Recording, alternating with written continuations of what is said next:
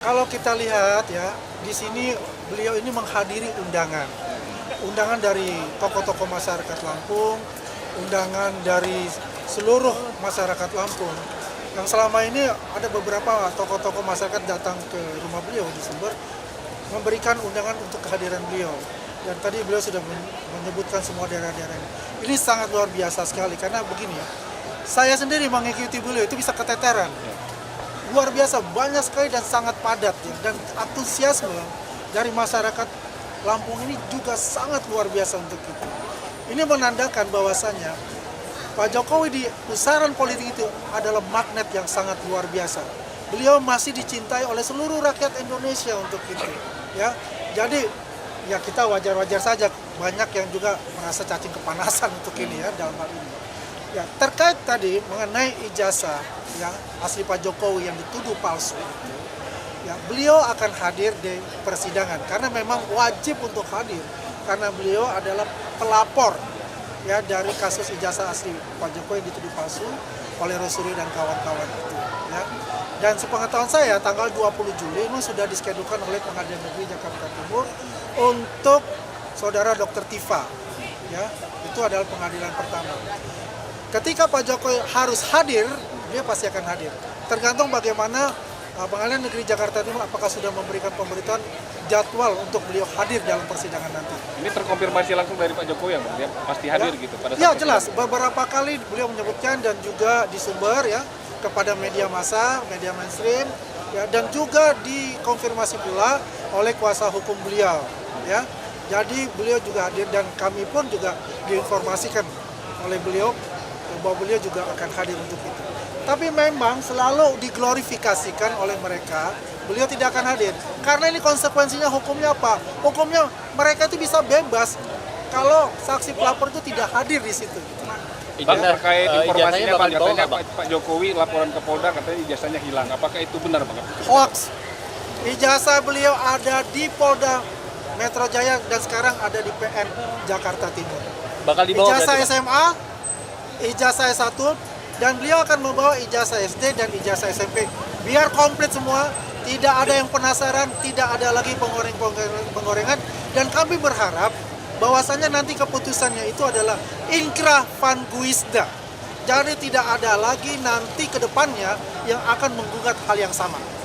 Bang, ini kan yang nanti akan di persidangan adalah jaksa penuntut umum, bukan pengacara pengacara dari Bapak Jokowi. Ini apakah kita yakin bahwa akan tuntutan-tuntutan atau dakwaan yang dibawakan oleh para jaksa ini cukup untuk menuntut Roy Suryo? Cukup. Ini jaksa-jaksa ini pasti sudah berkoordinasi dengan Polda Metro Jaya sebelum P21 kan. Itu panjang sekali. Ini kan 1 tahun lebih untuk itu. Beliau pasti jaksa penuntut umum itu adalah yang terbaik ya saya rasa untuk itu, dan mempelajari betul detail demi detailnya untuk nanti mereka menuntut yang saudara terdakwa ini gitu, dengan vonis yang sesuai yang ada di pasal KUHP, baik KUHP lama maupun KUHP baru untuk itu. Setelah dari Lampung, Pak Jokowi mau kemana lagi safari politik? Kemungkinan ini mungkin masih dalam tentatif itu adalah NTT. Ya. Kan sudah disebutkan ada 3 daerah, dari Lampung itu NTT, terus Cirebon untuk Jawa Barat. Pak, terkait penolakan demo tadi itu gimana Pak? Itulah adalah namanya remah-remah roti saja, ya. Sesuatu yang dikendalikan oleh Jakarta, ya.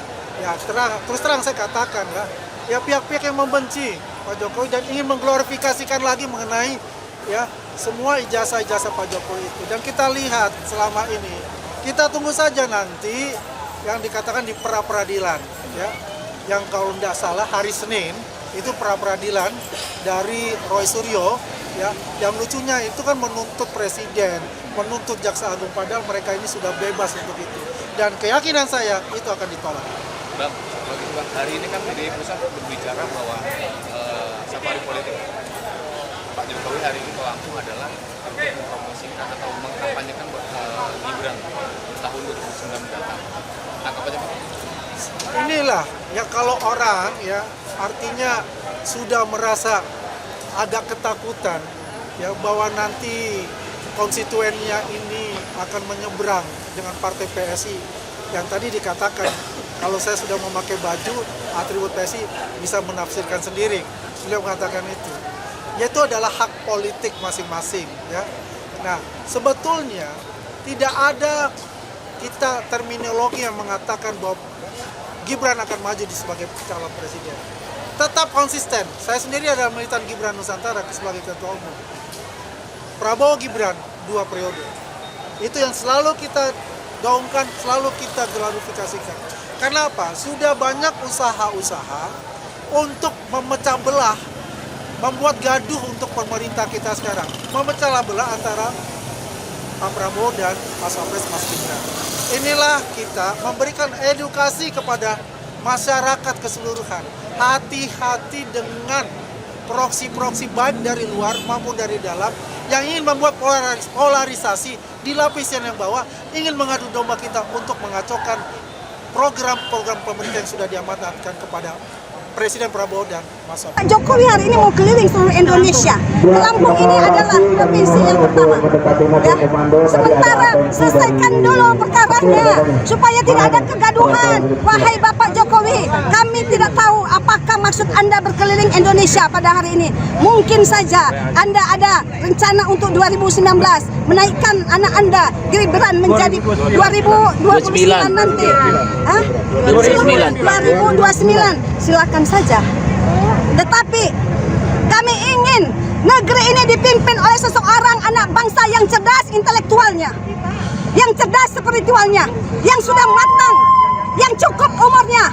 Karena Indonesia ini berkulat dengan apa? Persoalan politik, persoalan sosial, budaya, ekonomi yang bisa mempersatukan anak bangsa, bukan yang memecah belah anak